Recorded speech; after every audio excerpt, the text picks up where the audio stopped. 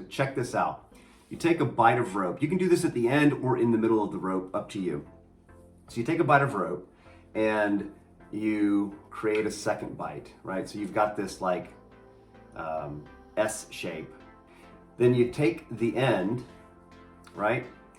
And this loop down here will be the size of the loop that you're going to have when it's over with. So you can make that as big or as small as you want. And then you simply take this and wrap it twice.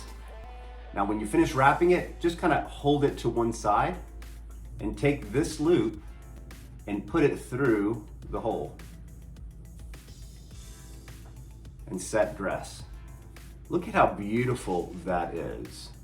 It's got a collar just like a bowline does, where you just break it and it comes loose. When you get this out of that loop, it just falls apart.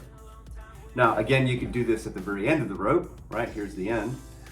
You got a bite, standing in on one side and working in on the other. Wrap it twice and put it through. I love it.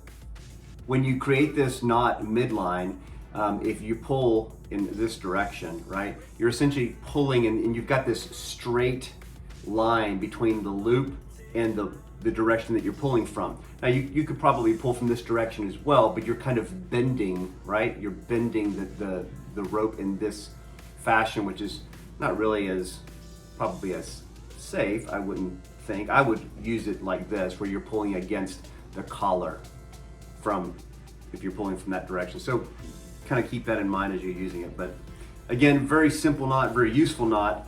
Seems like it's in the family of bowline and easy to break apart when under a lot of load, it looks like. Boom. So that's all I got for you today. Remember, whatever you do today, stay adventurous, my friends. Later.